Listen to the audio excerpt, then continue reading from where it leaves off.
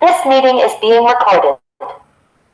Bien, pues muchas gracias a todos por su presencia. Quiero anunciar que esta es mi última participación como coordinador del seminario.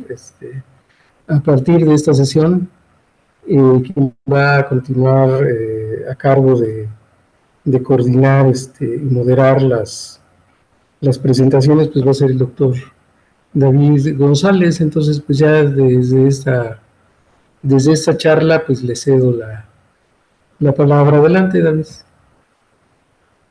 Muchas gracias, Felio. Gracias por la sesión de la batuta en tu seminario. Me da mucho gusto poder coordinarlo. Y también me da gusto presentar el día de hoy a nuestro invitado. Es el doctor Francisco Cervantes Pérez. Tiene una amplia trayectoria, tanto en la parte académica, de investigación, de docencia, en la parte de gestión también. Él es maestro en ingeniería eléctrica, ingeniero mecánico electricista de la UNAM. También es doctor en ciencias de la computación y la información por la Universidad de Massachusetts en Estados Unidos. Em, Sus principales líneas de investigación de nuestro invitado son las neurociencias computacionales, la inteligencia artificial, robótica y tecnologías de la educación.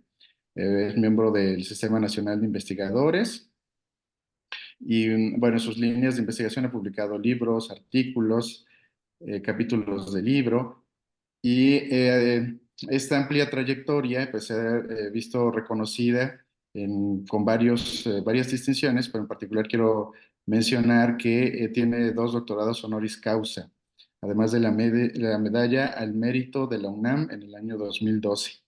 Así que sin más preámbulo, le damos la bienvenida a nuestro invitado.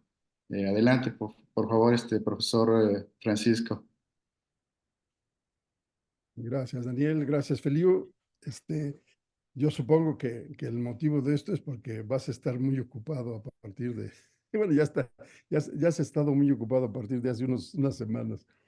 Entonces, pero la verdad que qué bueno que gente como tú se incorpore a trabajos que son importantes para todos nosotros.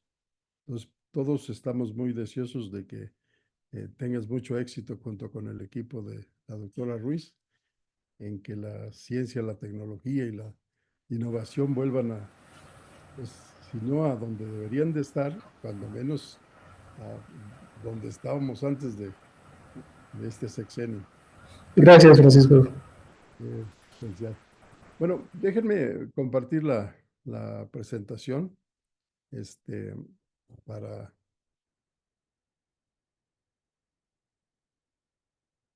No sé si ya la ven ahí. Sí, Sí. Sí, se ve bien. Bueno, entonces voy a empezar.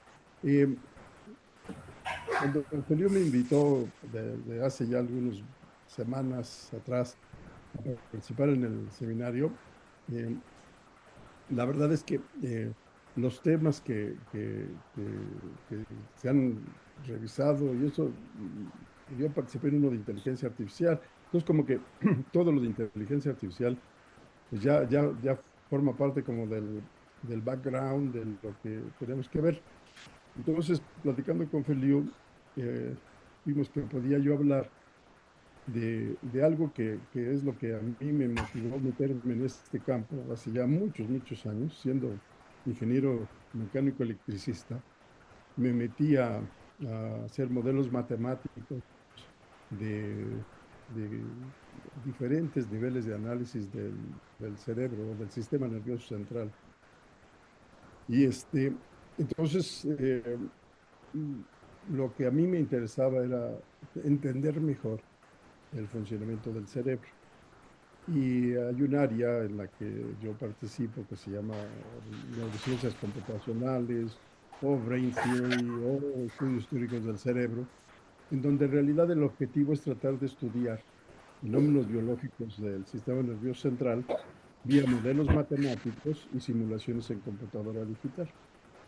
Entonces, lo que voy a tratar de hacer es mostrarles parte de ese trabajo y cómo de naturaleza, así como propia de la disciplina, en realidad es un esfuerzo no solo interdisciplinario, sino yo me aventuraría a decir que es transdisciplinario.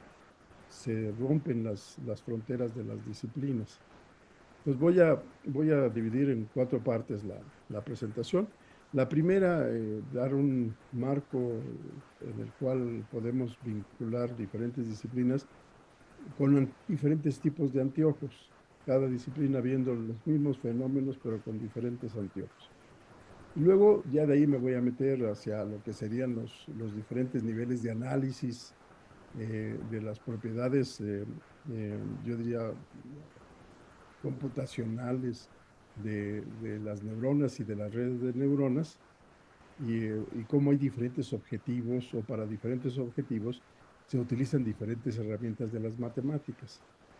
Entonces voy a ver tres tipos de modelos. Uno que es un modelo más funciones algebraicas, otro que tiene que ver más con ecuaciones diferenciales y un tercero que tiene que ver más con ecuaciones diferenciales parciales. Y con eso un poco marcar los diferentes niveles de análisis que hay para tratar de entender y no solo entender, sino también aprovechar esas propiedades de procesamiento de señales que tiene el sistema nervioso para diferentes aplicaciones ya en el campo más de la ingeniería o de las ciencias de la computación. Y luego les voy a compartir un trabajo que hicimos ya dentro de lo que es las neurociencias computacionales, que es el estudiar la coordinación visomotora en los anfibios. Eh, Voy a tratar de explicar el enfoque que seguimos y luego voy a analizar un modelo que desarrollamos para modelar las bases o para estudiar las bases neurobiológicas de las conductas de captura de presas en estos animales.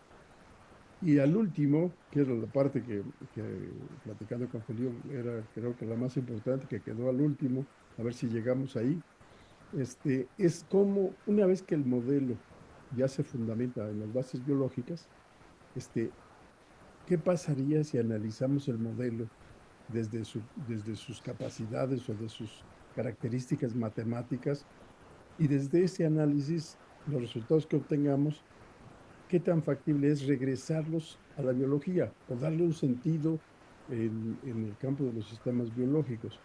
Con lo cual el objetivo es que una vez que podamos replicar los datos que dan origen al modelado, podamos usar el modelo para generar nuevas hipótesis que pudieran estudiarse a través de experimentos o a través de nuevos modelos matemáticos. Y ahí vamos a terminar y ahí voy a tratar de hacer una conclusión general. Entonces, déjenme empezar por revisar qué son las neurociencias, porque el estudio del sistema nervioso, todas las disciplinas que están con este objetivo, forman a las neurociencias. Y el objetivo de todas estas disciplinas, neuroanatomía, neurofisiología, neurofarmacología, neuroetología, etcétera, etcétera, etcétera, incluso hay experimentos hasta de lesiones del sistema nervioso, eh, quieren entender eh, cuál es la estructura y cuál es el funcionamiento del cerebro y cómo se ha desarrollado y cómo ha cambiado y cómo sigue cambiando a través de la vida de un organismo o a través de las diferentes generaciones o diferentes este, etapas en una línea de tiempo. O sea, qué pasa a lo largo de la ontogenia de un individuo y qué pasa a lo largo de la filogenia de una especie. ¿Sí? Entonces, estas disciplinas, les digo, usan diferentes anteojos para estudiar el mismo fenómeno. ¿Sí? Y cada uno de ellos genera hipótesis basados en sus propias técnicas y metodologías. Nosotros, cuando empezamos a ver esto, es que veíamos que los modelos matemáticos pudieran integrar todas esas hipótesis en un solo modelo y tratar de identificar bajo qué condiciones las diferentes hipótesis son congruentes. ¿Sí? De repente hay discusiones entre los neurocientíficos que se pueden explicar en función de integrar las hipótesis en un solo modelo y tratar de entender cuándo lo que dicen los neuroanatomistas y lo que dicen los fisiólogos pueden amalgamarse, bajo qué condiciones son congruentes. ¿Sí? Entonces, en esa parte, eh, es donde pasamos a otras disciplinas. Entonces, las neurociencias tienen el objetivo del entendimiento del cerebro. Hay otras disciplinas, otros campos como la inteligencia artificial, que ya me imagino que en este seminario ya la mayoría son expertos en definiciones. En el libro de Russell, nos da una gama amplia de definiciones porque no hay una sola definición. Depende de cuál es primero las creencias que tienen los investigadores, porque de repente es cuestión de creencias, las posturas filosóficas que tienen, ¿sí? O sea, si los investigadores son materialistas y consideran que lo único que hay es un cuerpo, entonces eventualmente sí pudiéramos pensar en construir una máquina que emule el comportamiento de ese cuerpo. Pero si es dualista y piensa que además del cuerpo hay espíritu, hay una mente, hay otra cosa que no es material, que es etérea, entonces ya entramos en conflictos, porque lo que podemos construir son mecanismos. Entonces podemos construir la parte que tenga que ver con la parte corporal, pero con la parte más de sentimientos, pensamientos, emociones y todo eso, es mucho más difícil de programar o de emular. Entonces, dependiendo de con qué definición nos quedamos, a mí me gusta una que es una rama de las ciencias de la computación, que su preocupación es construir sistemas computacionales que cuando se ejecuten puedan emular algunos aspectos de la conducta que cuando la vemos en los seres vivos reconocemos que requieren del uso de la inteligencia. ¿Sí? O sea, todavía no podemos construir conductas completas, conductas inteligentes completas, pero cada vez vamos avanzando más y cada vez podemos tener más elementos de una conducta inteligente. Entonces, la inteligencia artificial, de nuevo, puede ser, por un lado, el campo en donde construimos, creamos autómatas que traten de emular eh, la inteligencia humana. O desarrollamos sistemas computacionales que nos resuelven problemas de una manera que consideramos inteligente. ¿Ok? Y de nuevo, pudiera convertirse en modelos para tratar a partir de eso inferir cosas hacia lo que es la inteligencia humana o el funcionamiento del cerebro. Entonces, está vinculado a las neurociencias con la inteligencia artificial, siempre hay puntos de empate. El tercero, que es el que va a ser el tema de hoy, son las neurociencias computacionales, que también les define como la teoría del cerebro o los estudios históricos del cerebro. Y casi todos, inteligencia artificial, neurociencias computacionales, son disciplinas multidisciplinarias, ¿sí? Y en algunos casos ya son transdisciplinarias, ¿sí? Entonces, en esta área, lo que utilizamos son herramientas y metodologías salidas de las matemáticas que se acoplan de acuerdo al nivel de análisis que queramos hacer de los fenómenos biológicos. Y a través de sus modelos matemáticos y su simulación en la computadora digital, entonces tratamos de contribuir a que se entiende mejor o se describa mejor cómo es que el sistema nervioso central de los seres vivos recibe y procesa señales sensoriales, las integra con señales internas que vienen de otros sistemas, el sistema endocrino, por ejemplo, o sea, cosas que están procesando señales del interior del cuerpo, para en esa combinación de señales internas con señales externas, definir cuál es la mejor acción que debe de generar el ser vivo para interactuar con un mundo complejo, un mundo tridimensional que es bastante complejo. ¿Sí? Y cómo lo que tenemos entre lo que entra por los órganos sensoriales y lo que sale a través de los movimientos musculares y el esqueleto, está mediado por una gran red de neuronas. ¿Sí? Algunos dicen que tenemos alrededor de 10 a la 11 neuronas. No sé si alguien las haya contado, pero es un número bastante importante, que además tiene otra complejidad, la conectividad entre los diferentes elementos, las células del cerebro. Cada neurona, en promedio, recibe alrededor de 10 a la 4 conexiones de otras neuronas o de órganos sensoriales o de los diferentes modalidades o de los 5 modos diferentes de órganos sensoriales que tenemos. ¿Sí?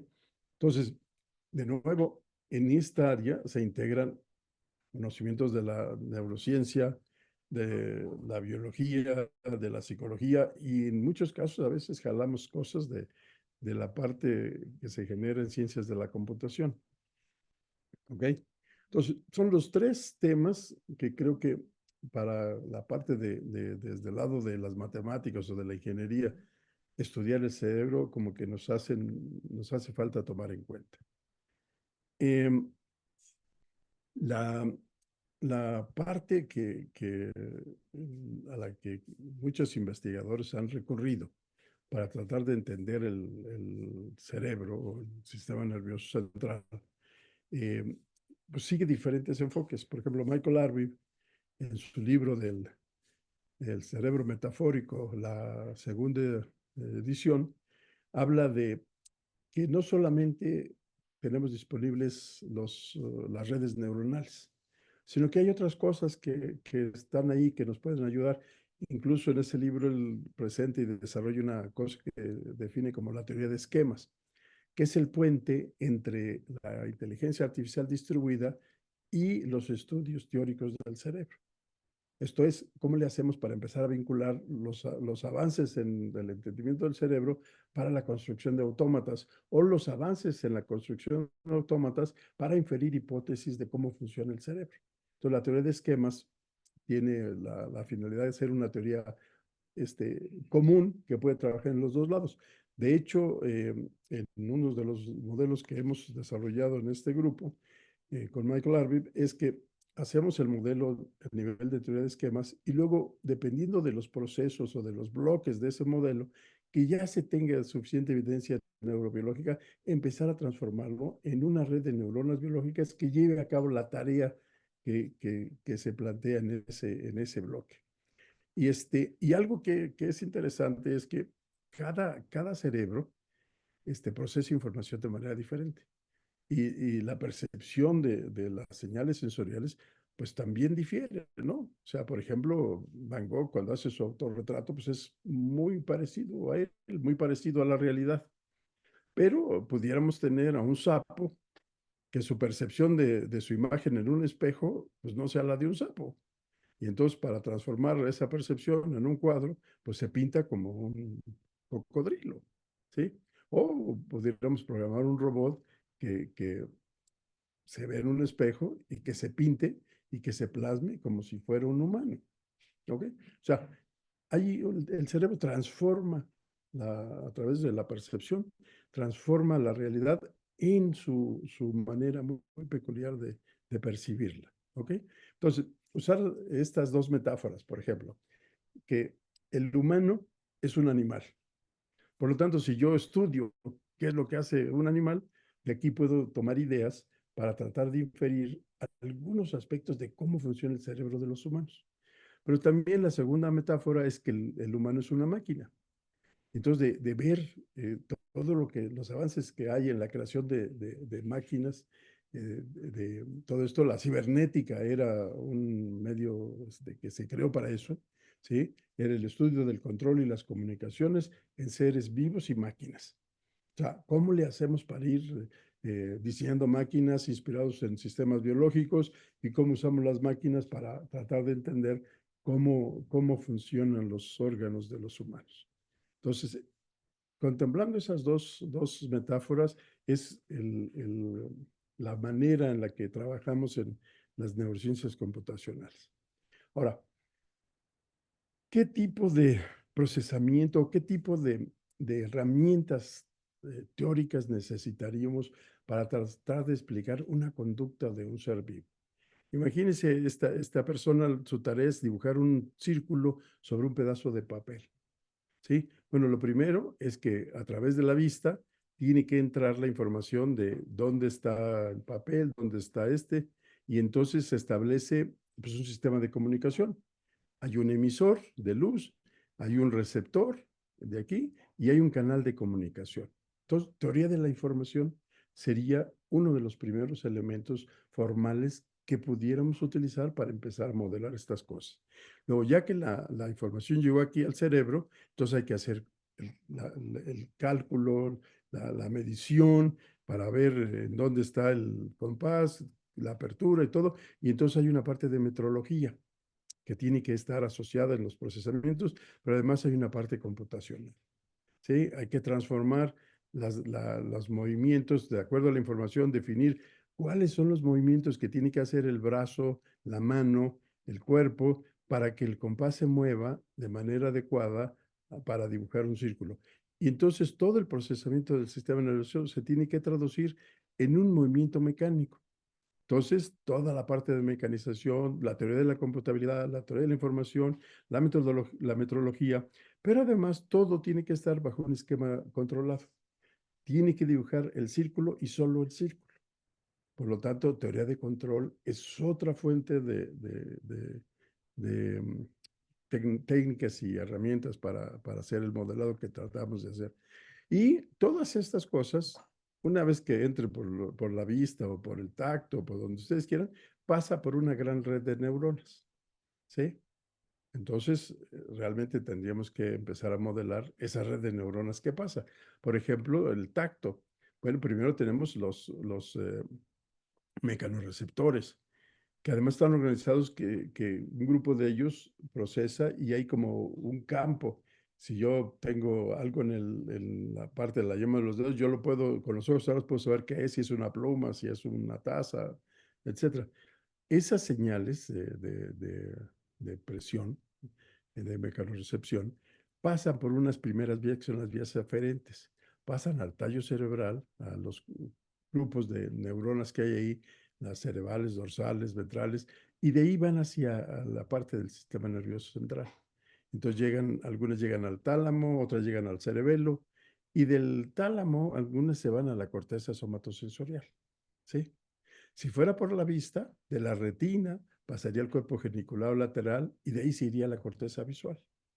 Entonces, todo pasa ahí. La arquitectura de estas redes es que los mecanorreceptores, cada uno es un individual, pero muchos de ellos se juntan y la información la van enviando a diferentes elementos de aquí. Entonces, haz de cuenta que la información que detectan la amplifican, ¿sí? Pero la amplifican con traslapes. Por lo tanto, si se quita una de esas, no pasa nada porque las otras están recibiendo la misma información. Y luego, ya que se amplifican, estas como que lo que hacen es como que convergen las cosas, entonces las integran. Entonces ya la parte del procesamiento de esto se vuelve un poco más complejo. Y luego a la siguiente etapa vuelven a hacer lo mismo, en todas las capas, hasta que llegan a la corteza somatosensorial.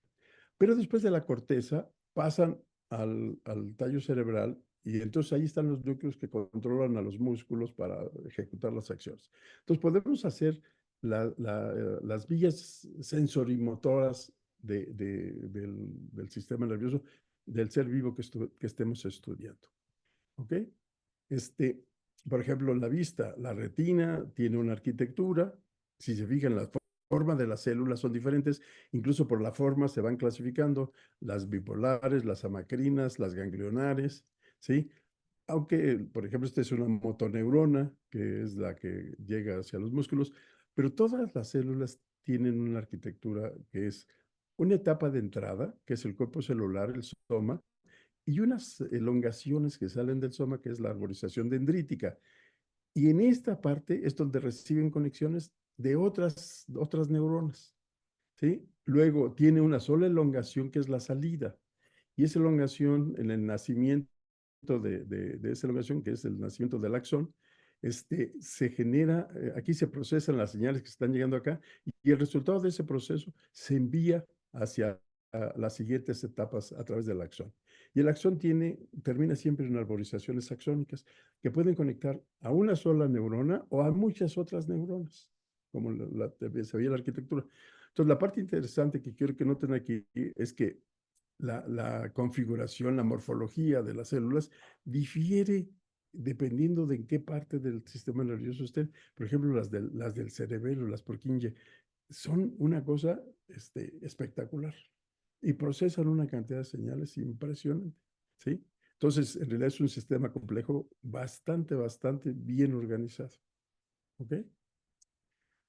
Ahora sí, si agarramos una de esas neuronas, ya vimos la neuroanatomía, que en el cuerpo celular y en las dendritas llegan axones de diferentes neuronas y cada uno de ellos establece un proceso de comunicación que se define como la sinapsis, que es un proceso bioquímico que tiene un impacto eléctrico de cambiar el voltaje del interior de la célula con respecto al exterior.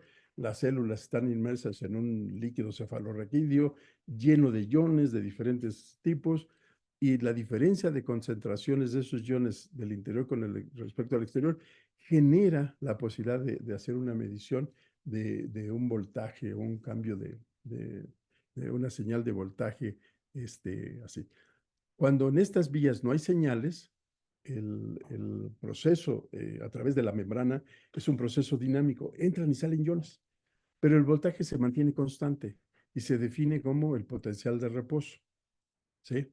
Luego, algunas de estas vías tienen un impacto con diferentes amplitudes, por eso se le asocia una ponderación, un peso, esta tiene un peso para cambiar el voltaje interno de la célula, esta tiene otro, cada uno tiene características diferentes dependiendo de las vías de señales que maneje, pueden ser varios así, y tiene varias características la parte ya fisiológica. Por ejemplo, si las señales son débiles, llegan a un máximo y tienden a desaparecer. Es como la carga y descarga de un circuito integrador, de un capacitor conectado a una resistencia, ¿sí? Entonces, el efecto de y el efecto de en realidad cuando yo mido el voltaje del interior con respecto al exterior, veo la suma de todas las conexiones, de los efectos de todas las conexiones. Por lo tanto, es una capacidad o una propiedad que suma todas las entradas, cada una multiplicada por su propia ponderación. ¿Ok? Y eso le llamamos la sumación espacial. Ahora, el efecto que se tenga puede ser un efecto en donde el voltaje de reposo es sí, se vuelve más positivo. Entonces, a ese tipo de efecto se le conoce como un potencial excitatorio. Pero también puede ser el contrario, que el voltaje se vuelva más negativo. Esto quiere decir que salen más cargas positivas de las que entran. Entonces, la diferencia de potencial se vuelve más negativa y eso le llamamos un potencial inhibitorio. Y el efecto global es la suma de todas las entradas excitadoras menos la suma de todas las inhibitorias. Y entonces, al final, si esta suma alcanza un valor definido para cada neurona que se define como que es el umbral, en ese momento, si se alcanza el umbral, se genera en el nacimiento del axón, se genera un potencial de acción, se genera la salida un 1. O sea, a la salida de la neurona, del axón, normalmente hay ceros o unos. O sea, o no hay una salida o se genera un impulso. Ese impulso tiene características temporales. Ahorita las vamos a ver un poco más adelante. Pero en esencia, estas propiedades son de las que nos hemos aprovechado para ir generando modelos matemáticos. O sea, ¿cómo modelamos la sumación espacial? Dice, pues es una relación algebraica en donde siempre tenemos como referente el potencial de reposo, le sumamos las señales activas que sean excitaciones, la X o son unos o son ceros, cuando son unos se multiplican por su ponderación y suman, y lo mismo acá, y el resultado de esa suma se monta sobre si las inhibiciones son mayores se vuelve más pequeño el potencial, y si no se vuelve más positivo. ¿Ok? Entonces, a la entrada, como veíamos, todo este procesamiento, toda esta parte se modela de esa manera. Ahora, la salida, ¿cómo la modelaríamos? Y eso le llamamos la función de activación. Bueno, pues puede ser respuesta a todo o nada. Si rebasa el umbral, si se queda antes del umbral, no pasa nada, pero si rebasa el umbral, hay un 1 a la salida. ¿Ok? Y entonces, esa es una función no lineal, tipo escalón, pero en realidad tiene otra capacidad, puede codificar en frecuencia. La frecuencia de salida también puede señalar el nivel de importancia que tiene la suma de las entradas. Por lo tanto, tiene otra curva. Rebasando el primer umbral, la salida de la neurona es con una frecuencia dada, dependiendo del tamaño de la entrada, hasta que llega un nivel de saturación. Tiene un nivel de saturación porque en el momento que se produce las entradas, este, se abren todos los canales y deja entrar y salir iones al oeste hasta que se genere el potencial de acción y lo tiene. Y tiene una característica temporal que se llama el tiempo refractario. La duración del disparo dura milisegundos y el periodo refractario también. Es más, si yo meto una señal fuerte y genero un impulso y le quiero meter otra a una frecuencia más rápida de 1 kHz, no pasa nada porque los canales están abiertos. Después de eso viene algo que se llama la bomba sodio-potasio, que lo que hace es que mete a los que se salieron y saca a los que se metieron y vuelve a llegar al equilibrio del potencial de reposo y otra vez está lista la neurona para poder procesar señales. Y la función que más refleja la codificación en frecuencia es una señal sigmoide, que en neuronas artificiales ha sido bien importante para demostrar que los algoritmos de aprendizaje pueden converger, porque eh, con estas señales que son piezolineales, no es posible porque no son derivables. Entonces nosotros para poder demostrar el teorema de convergencia del algoritmo de aprendizaje del backpropagation, necesitamos que la señal sea derivable. Entonces se mete la señal de la sigmoide, aunque se hace trampa, porque se mete una sigmoide donde la pendiente de es casi 90 grados. Entonces, aunque es una sigmoide, funciona casi como un escalón. Pero bueno, aquí lo que quiero mostrarles es, usando o tomando en cuenta estas propiedades básicas, podemos generar el primer modelo matemático que lo propone Macaulay y Pitts en 1943 y ese que da origen a todo lo que tenemos actualmente en redes de neuronas artificiales. ¿Ok?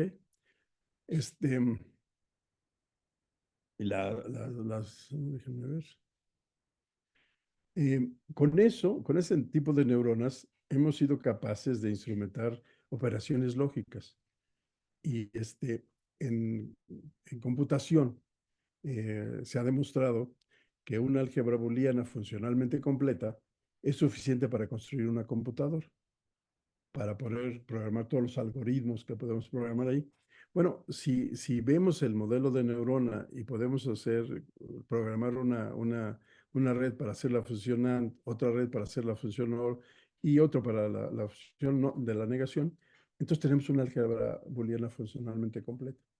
Por lo tanto, la conclusión es que las redes neuronales artificiales tienen al menos el mismo poderío computacional que la máquina de Turing. ¿Ok? Entonces, por supuesto que yo no usaría una red de neuronas para hacer una multiplicación de punto flotante. Para eso usaría la parte algorítmica. Pero esto lo que nos ha servido es para que la nueva generación, que ya no es tan nueva, es de finales de los años 90, la sexta generación de computadoras, una computadora tradicional y una neurocomputadora trabajando juntas, es la definición de la sexta generación de computadoras, nos permita hacer procesamiento mucho más potente, procesamiento paralelo, procesamiento distribuido, computación distribuida, etcétera, etcétera. Entonces, realmente todo esto de la máquina de Turing y las redes neuronales surge del área de las matemáticas y de ahí ya se pasa después a la implementación electrónica de las computadoras. Pero por eso les decía antes de entrar al aire que a lo mejor ya estamos en una época en donde los matemáticos van a tener que generar otras matemáticas que nos ayuden a avanzar al siguiente nivel en esto. Bueno, otra de las propiedades de la fisiología o de la fisiología de las neuronas es que no solamente hace sumación espacial, sino que puede ir por el mismo canal, llegando varios impulsos, y entonces llega el primero y provoca un cambio, llega el segundo, provoca un cambio, y luego tiende a desaparecer porque no llegó al umbral, y luego llega otro y lo sube, y luego llega otro y lo sube, hasta que finalmente alcanza el umbral. Entonces, una sumación en el tiempo de las entradas que están llegando también le permite a la neurona alcanzar el umbral y generar un potencial de acción. ¿Ok? Nada más que aquí, como ya se fijan, en realidad tendríamos que modelar una carga y descarga de un circuito integrador. Y entonces, ahí es donde, si queremos hacer eso, tenemos que cambiar de modelo. Y tenemos que cambiar a un modelo más, más complicado que el de las ecuaciones algebraicas y nos tenemos que pasar a las ecuaciones diferenciales. Pero como además, cuando hay señales, sube y cuando no hay señales, se baja, entonces un integrador va integrando, pero cuando deja de recibir señales, tiene una fuga. Y entonces por eso se llama el modelo del integrador con fugas. Tiene su constante de tiempo para saber qué tan rápido, qué tan lento llega hacia arriba, tiene la parte de la fuga, tiene la suma de las excitaciones, aquí está mal porque este es un signo menos, aquí me equivoqué, es un menos de la resta de las inhibiciones, montado todo sobre el potencial de reposo. O sea, otra vez, sumación espacial y la sumación temporal nos permite tener un modelo que podemos aprovechar en otras aplicaciones. Las funciones de activación también se aumenta la gama porque en la parte biológica necesitamos otro tipo de codificación y matemáticamente las podemos expresar. Entonces, este modelo del integrador con fugas ha sido utilizado en modelar redes de neuronas biológicas para tratar de estudiar algún fenómeno asociado con algún circuito de algún sistema nervioso o del sistema nervioso de algún ser vivo. ¿Sí? Yo he estado trabajando principalmente con anfibios y con insectos para tratar de estudiar cómo funciona su sistema nervioso central. Bueno, hablamos del proceso de comunicación entre las neuronas, la sinapsis. En realidad, del axón se liberan neurotransmisores que van a las dendritas y las dendritas tienen receptores. Entonces, estos neurotransmisores se combinan con estos y en realidad, si nosotros viéramos la membrana de esta, es un arreglo de fosfolípidos que tiene la propiedad de que haya canales entre ellos por donde pueden pasar iones del exterior al interior y del interior al exterior. ¿Sí? Entonces, cuando se combina el neurotransmisor con los receptores, algunos de estos canales se abren y dejan entrar o dejan salir iones de sodio y de potasio. ¿Sí? Y entonces, este, una forma de estudiar este fenómeno es como si fuera un circuito integrador. Entonces, desde Hutchins Huxley en los años 50, además ganaron el premio Nobel con todo este trabajo, trataron de estudiar a detalle cómo se genera el potencial de acción, utilizando este modelo de circuitos. ¿Sí? Eh, el potencial de acción es la suma de lo que pasa o los cambios que hay en el potencial causados por los canales de sodio y de potasio. ¿Sí? Este, este sería el potencial de acción que les decía. Tiene una duración de un milisegundo, pero cuando termina, si se fijan del potencial de reposo, se va hacia abajo. Y si en este momento llega algún impulso, una nueva señal, pues no pasa nada, porque en este tiempo todos los canales están abiertos. Entonces, en realidad, tiene un periodo refractario y cada milisegundo, o sea que la frecuencia máxima que le podemos sacar a una neurona que tiene estas características es 1 kHz. Cuando ahorita tenemos computadoras que trabajan en una velocidad impresionante, procesan 200 billones de operaciones por segundo. ¿Sí? Entonces, ahora, una vez que se tiene esto, en realidad, ¿cómo modelo la generación del potencial? Bueno, pues es a través de qué pasa con cada uno de estos canales. Por lo tanto, la derivada de todo esto en realidad sería la suma de las derivadas parciales de cada uno de los canales. Entonces nos vamos al nivel de qué pasa a nivel de la membrana. experimentalmente los neurocientíficos han logrado aislar canales independientes. Han podido hacer algo que le llaman el clam, no sé qué, como pinzamiento del canal, y entonces lo pueden estudiar de manera independiente. Entonces tenemos mucha información, muchos datos de cómo se funciona de esta manera, y la aportación de Hodgkin fue, les digo, tan importante que les dieron el premio Nobel. Entonces, este sería otro nivel de análisis.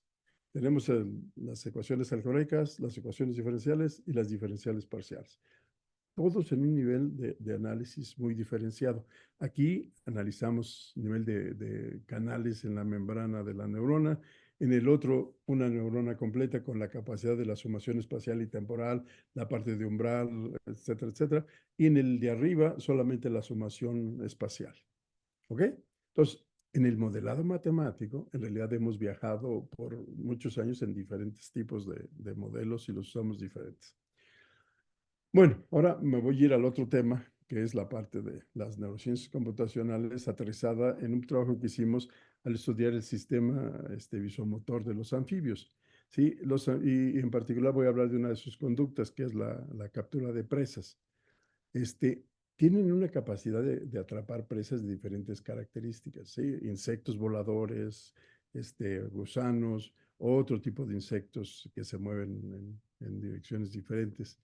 Entonces, ¿cómo le hacemos para estudiar eso? Entonces, bueno, lo primero es que tenemos que caracterizar la relación espacio-temporal entre el animal y las presas, si queremos estudiar la captura de presas. Entonces, dependiendo de la situación de la relación, les digo, espacio-temporal entre el sapo y el estímulo, por ejemplo, un estímulo visual en el campo periférico del sapo, lo que desencadena es una acción de orientarse hacia el estímulo. Una vez que el estímulo está en el campo binocular, ¿sí? Y está a cierta distancia, entonces lo que genera es una conducta de aproximación. El animal se acerca para tenerlo a la distancia donde la lengua le dé para atraparlo. Cuando ya está en ese momento, entonces pasa a lo que es la fijación binocular. Esto es, percibe o estima la tercera dimensión. Y una vez que ya lo ubica de acuerdo a la distancia que está de él, entonces conociendo la parte de dónde está su lengua y dónde está tira el lengüetazo y captura la presa. Este es un etograma de una especie de bufo marinus de Alemania, de un amigo Peter Ebert. Viene la parte de tragar el alimento y después tiene un reflejo de limpieza o de un reflejo de tocarse el hocico. Entonces ya se conocen las situaciones de la relación espacio-temporal entre el animal y la presa y eso se asocia con las respuestas o las acciones que pueden dar. En el laboratorio que yo tenía en fisiología celular hace muchos años, normalmente tratamos a los animales en el campo de las neurociencias como si fueran robots etológicos. Creemos que tenemos ya una buena explicación de qué conducta tiene que desencadenar y entonces lo ponemos en un escenario en donde está obligado a desplegar esa conducta. Poníamos al animal en una jaula de acrílico frente a una pantalla de una televisión y un estímulo que se movía. Incluso es un estímulo gusanoide, no es ni siquiera es la figura de gusano, es un rectángulo negro moviéndose sobre un fondo blanco y que se mueve en la dirección de su eje largo. Entonces se mueve como gusano. Y entonces el animal empieza, si está por acá, se empieza a orientar, se aproxima, y cuando ya está muy cerca y se lo movemos hacia arriba, se orienta hacia arriba, y ya cuando lo tiene, lo ataca. Y entonces uno lo puede estudiar en estas condiciones para esto. En realidad, nosotros estudiamos un fenómeno de aprendizaje. La respuesta del animal es intensa, pero conforme avanza el tiempo, la respuesta va disminuyendo hasta que desaparece. Entonces, tiene una plasticidad o tiene una capacidad de aprendizaje que le llamamos aprendizaje simple, de dejar de responder ante un estímulo que no es atrapable. ¿Sí? Pensamos que era que el acrílico, aprendía que había una barrera, entonces con el estímulo en esta dirección se habitúa y de repente se lo cambiamos hacia arriba y la respuesta vuelve a aparecer. O sea, con eso descartamos que fuera la pared de la jaula, la que fuera la base del aprendizaje. En realidad, lo que es el aprendizaje es que este estímulo, pues parece presa, pero no es presa. ¿Ok? Entonces, Profesor Francisco, nos quedan sí. 10 minutos. Perfecto, entonces voy a acelerar. Eh, el enfoque de esto es que desde la parte de neurociencias generamos datos e hipótesis que se integran en modelos teóricos y estos modelos formales, vía simulación en computadora, pueden generar nuevas hipótesis y regresarlas al campo experimental. Pero una vez que están los modelos matemáticos, los podemos usar para resolver problemas en robótica o en algunas áreas en donde estos se pueden aplicar en la parte de neuroingeniería.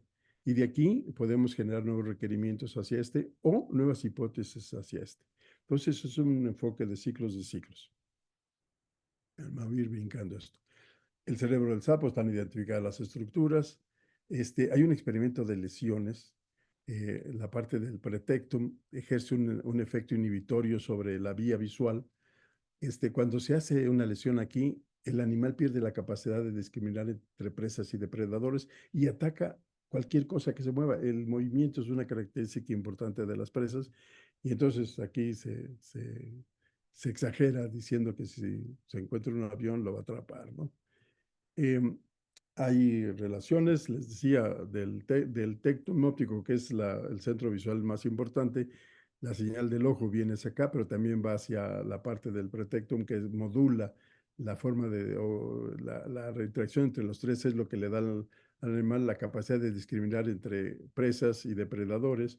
Y luego hay una parte interna que mantiene modulado esto. Hay épocas del año en donde no atacan a presas, hay épocas del año donde responden mejor a parejas, etcétera, etcétera. Entonces es un sistema complejo, hay una estructura y hay una fisiología. ¿Cómo integramos todo eso? Bueno, con modelos formales, este, en cada neurona de estos. Este es un modelo que hicimos de un campo visual más o menos amplio, donde cada una de estas es una columna que tiene esta arquitectura. Usamos el modelo del integrador con fugas y diferentes tipos de funciones de activación. ¿Sí?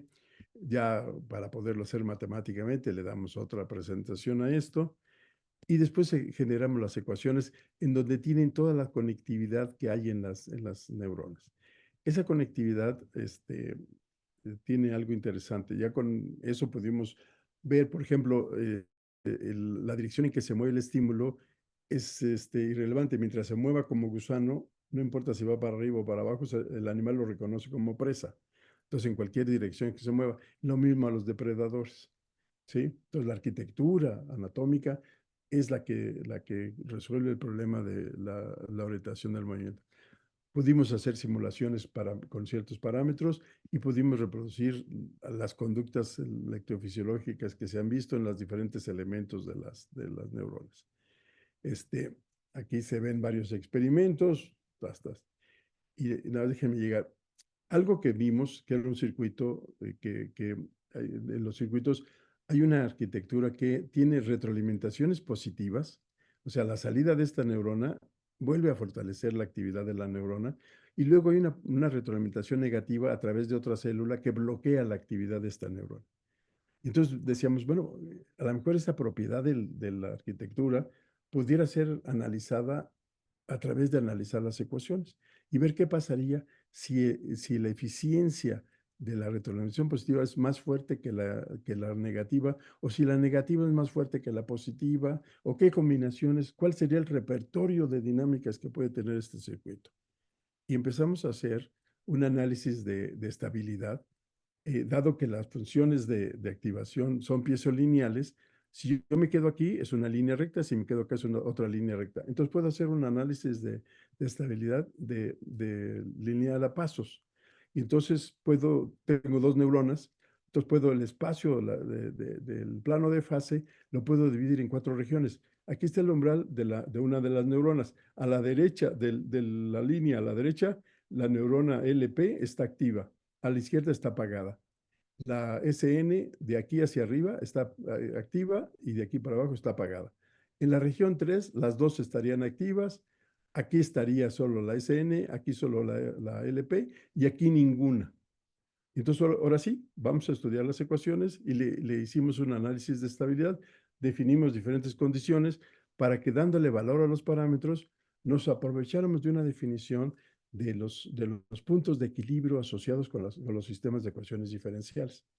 Los puntos de equilibrio que caen dentro de la región donde sus ecuaciones dominan la dinámica son puntos de equilibrio actual. Los puntos de equilibrio que caen en una región diferente son puntos de equilibrio virtual. La característica es que la dinámica del sistema nunca converge en puntos de equilibrio virtuales. ¿Ok? Entonces, ahora, dada esa característica, ¿qué tantas dinámicas tienes? Dices, bueno, si el punto de equilibrio de la región 1 es actual, no importa dónde empiece la dinámica, todos convergen a ese punto. Lo mismo si el 2 es este. Lo mismo si el 3 es este. Pero también el 4. Pero pasó no, es que déjenme quitar lo de... Vamos a ver eso. Lo que observamos es que cuando los 4 puntos de equilibrio son virtuales, la dinámica no converge a ninguno de los puntos de equilibrio y se queda oscilando entre las regiones. Y esto sugirió matemáticamente la existencia de un ciclo límite. Y sabemos que los ciclos límites no dependen de las entradas externas, sino que son una propiedad de los elementos de la arquitectura del sistema. Con lo cual nos pareció un fenómeno súper interesante para regresar a la parte de la biología. ¿Sí? Bueno, regresamos el circuito al circuito de las otras neuronas y ya vimos la actividad que pasa en todas. Por ejemplo, esta es la neurona que envía señales a los centros motrices, ¿sí? En la región 1, donde esta célula, que es la LP, y esta que es la SN, convergen al punto en donde se apagan los dos. Entonces no hay nada a la salida. Esta es la región 2, no, la región 2 donde la LP está prendida y la SN está apagada. Eso significa que la retroalimentación positiva es más fuerte que la retroalimentación negativa. Por lo tanto, esta solita, aun cuando ya desapareció el estímulo, puede provocar una respuesta motriz en el animal. Esto daría un ejemplo para regresarlo a la biología, un ataque epiléptico. ¿Ok? Se mueve hacia un objeto que ya no está.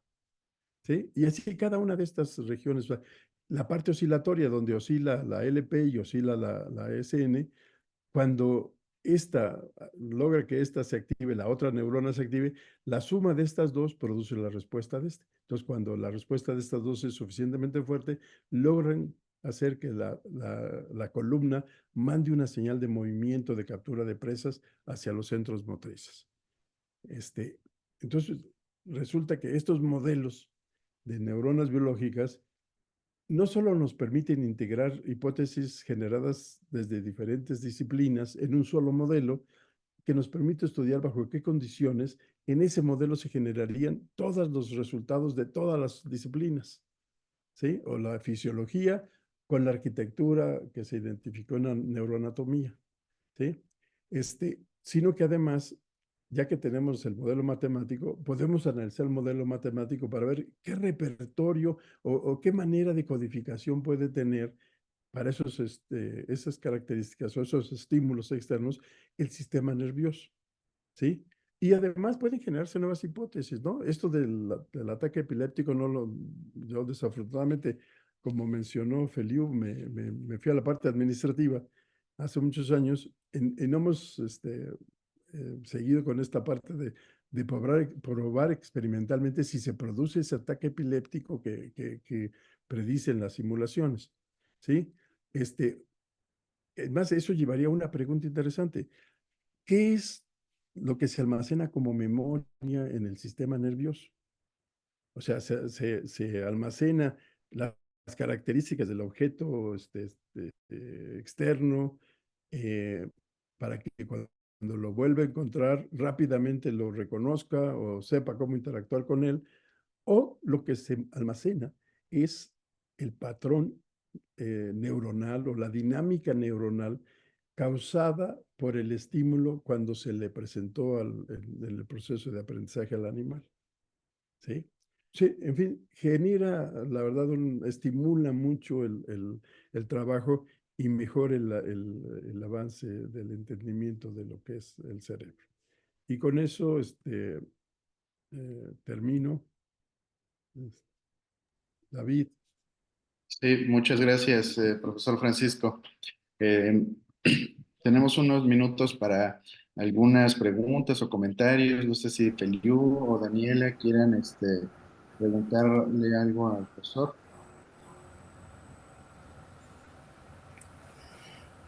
Bueno, a ver si mientras Daniela se anima, voy a hacer un par de preguntas.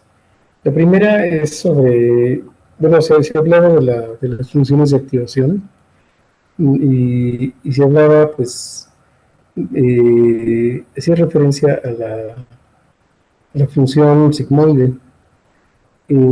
Ahora, recientemente, en estudios más recientes sobre cierto tipo de redes neuronales, se ha visto que, bueno, se encontró o se ha encontrado recurrentemente un problema, que es el problema del desvanecimiento del gradiente.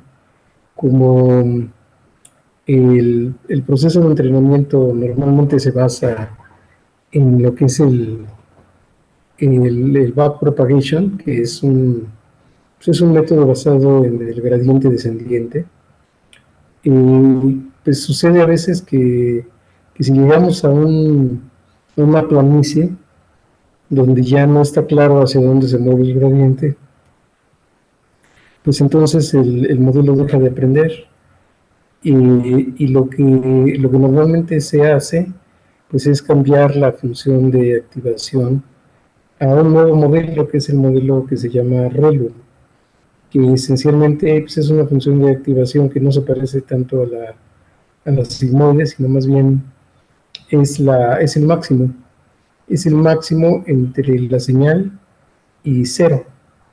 ¿De acuerdo? Entonces, pues eso, en realidad, esa función pues, nos da una línea recta y eso tiene como consecuencia que, que siempre, o sea, que la pendiente no se desvanezca. O sea, cuando encontramos el gradiente de la función del error cuadrático novio en el método de backpropagation, pues no se nos desvanezca el gradiente. Ahora, esto pues es algo que logró resolver muchos problemas dentro del ámbito de redes neuronales particulares, como las redes recurrentes.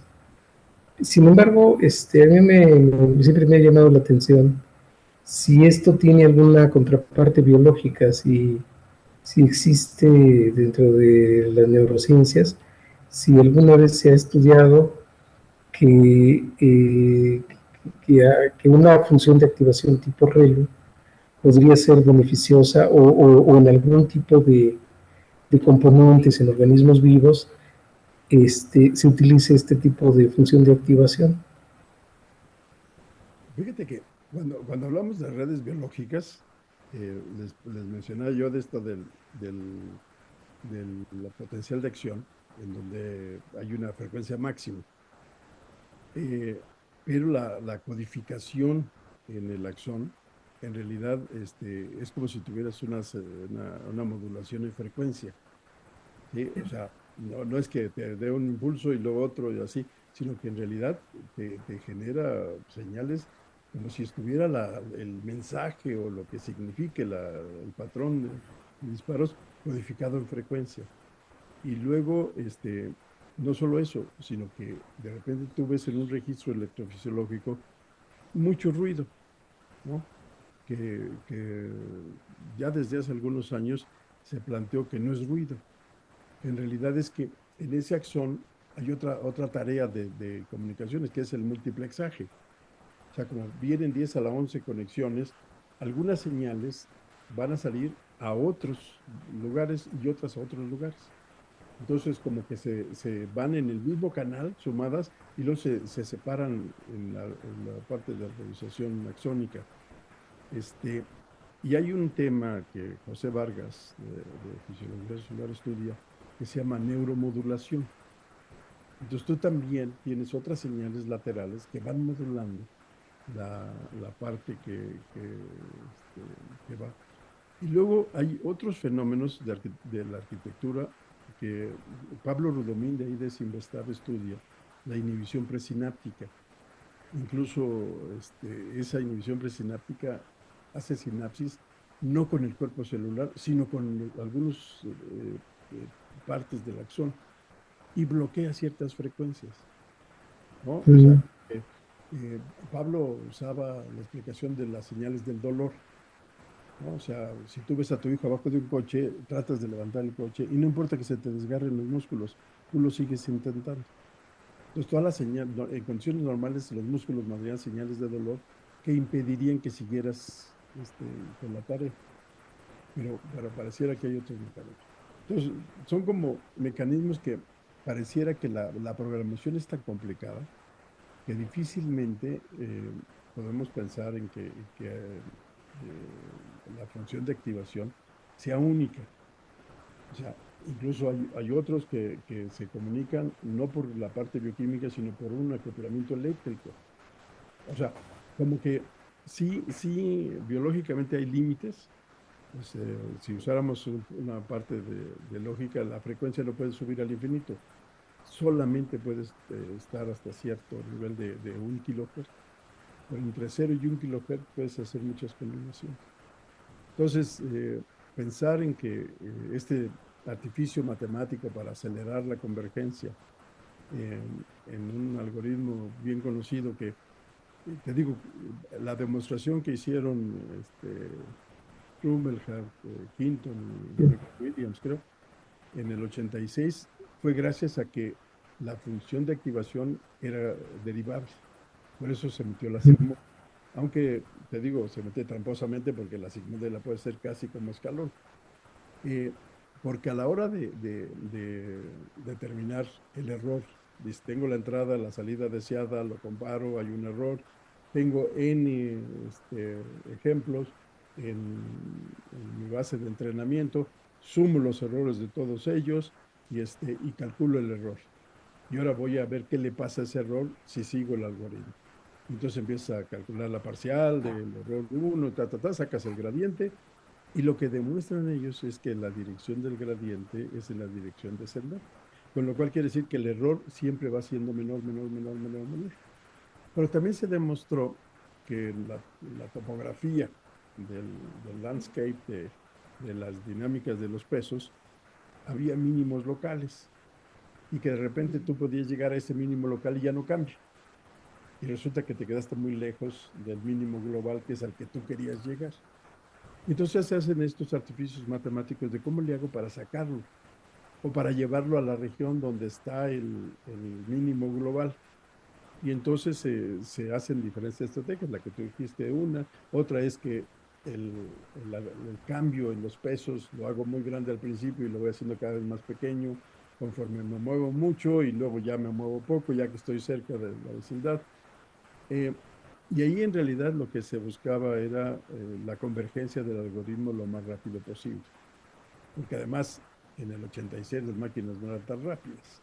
Digo, ahora no importa que se aviente 100.000 épocas, pero por ejemplo uno de mis hijos estudia ciencia de datos, estaba preocupado porque su algoritmo tardaba 10 épocas. Le dije, puta, el mío en los años 81 tardaba, cuando era rápido, tardaba como 10.000, 15.000 épocas. Así que no, la percepción es diferente. Eh, yo creo que ha habido otras cosas que sí hemos regresado de las redes de neuronas artificiales hacia las neurociencias, eh, y va más en términos del procesamiento, sobre todo con las redes artificiales recurrentes, ¿no? Donde no haces por capas así nada más, sino que de repente la salida de esta la regresas o la metes a otra red y entonces haces una arquitectura mucho más compleja que ya empieza a parecerse más a las redes biológicas. Y de ahí ha habido algunos que tratan de usar las redes artificiales para explorar cosas rápidas y luego regresarse a las redes biológicas. Pero las redes biológicas, la verdad es que yo te podría decir, y a lo mejor me matan mis amigos, los neurocientíficos, que sabemos casi lo mismo que sabía Ramón y Cajal a finales del siglo XIX. Nada más que ahora lo conocemos en más detalle. ¿Ok? Ahora sí ya sabemos todos los detalles de qué iones y qué canales, y el patch clamp nos ha permitido hacer un montón de cosas, pero no hemos pasado a la parte más integral, ¿no? Hay estudios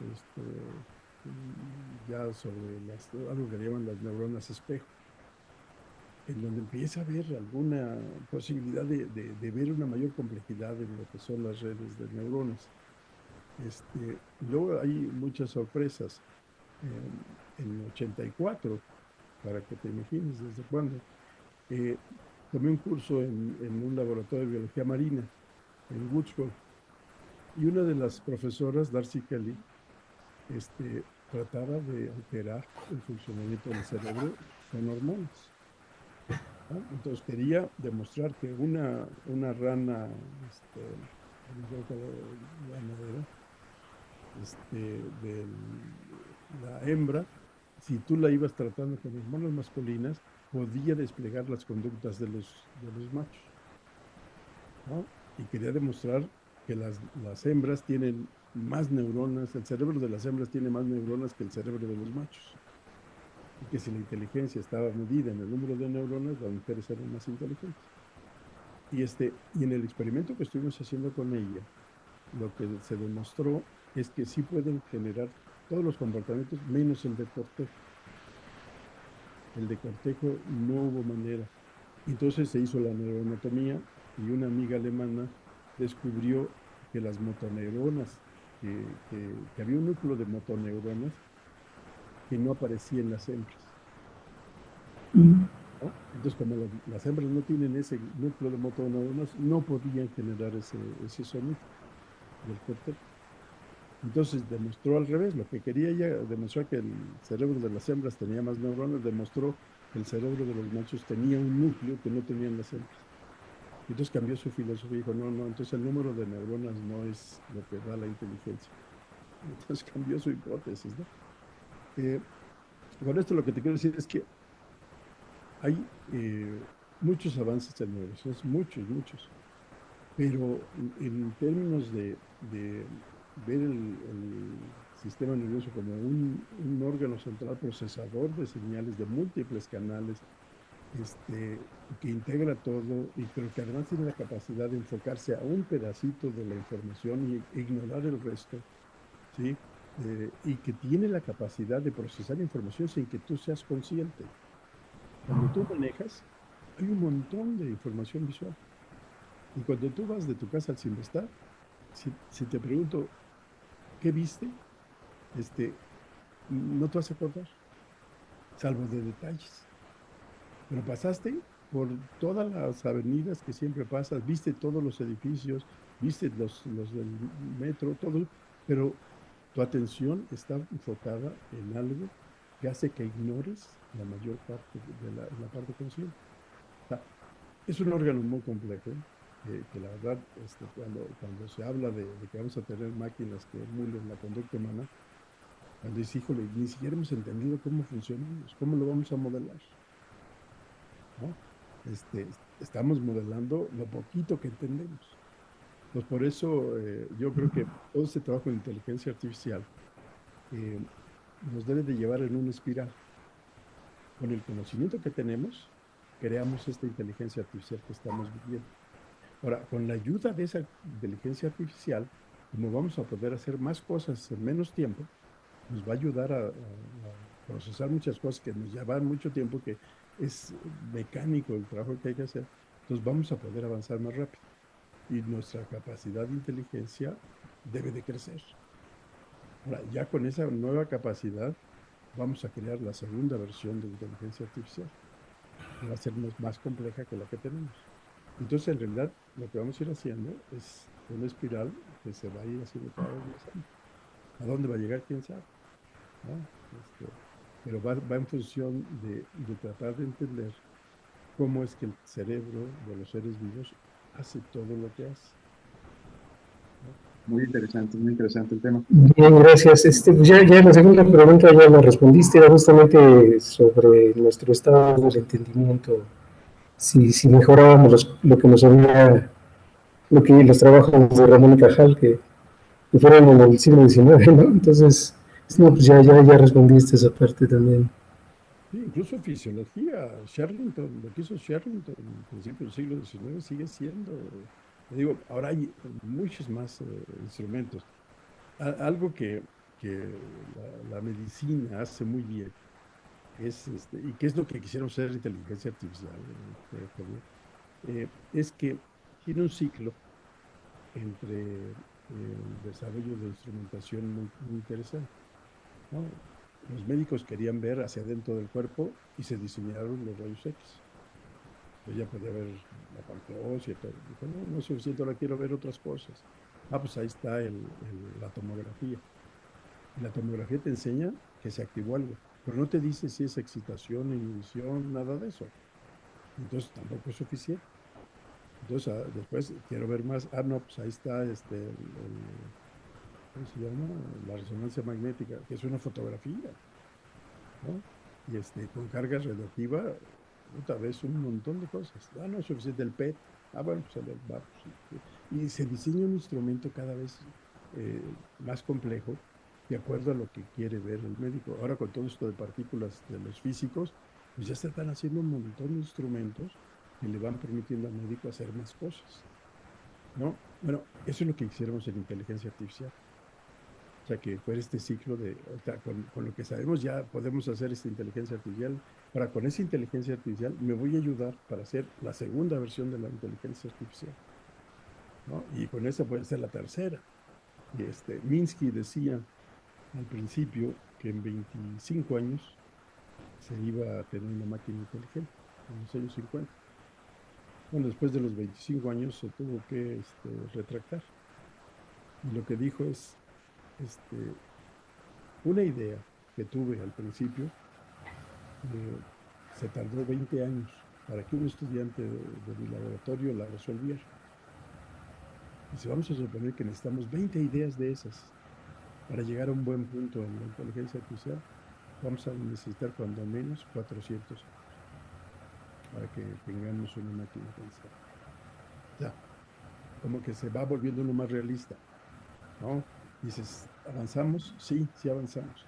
Y mucho sí, y cada vez avanzamos más rápido. Los cambios son cada vez más rápidos. Entonces hay la esperanza de que en el futuro vayamos cambiando todavía más rápido, más rápido, más rápido.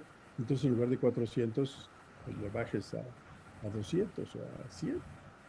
Lo malo es que ya no vamos a estar para verlo. Bien, gracias.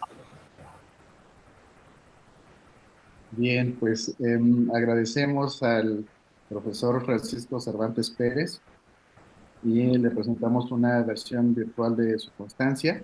El Departamento de Matemáticas del CINVESTAP otorga la presente constancia al doctor Francisco Cervantes Pérez por esta interesante conferencia, Un viaje por el modelado matemático del cerebro. Muchas gracias, profesor Francisco. Bueno, gracias a ustedes. Bueno, pues, muy bien, muchas gracias. Muy bien, Felipe. Muchas gracias. Gracias, David. Gracias, Estela. Que estén muy bien, ¿eh? Hasta luego. Hasta luego. Y ahí después nos hablamos, Felipe. Claro que sí, tenemos muchas cosas pendientes. Vale.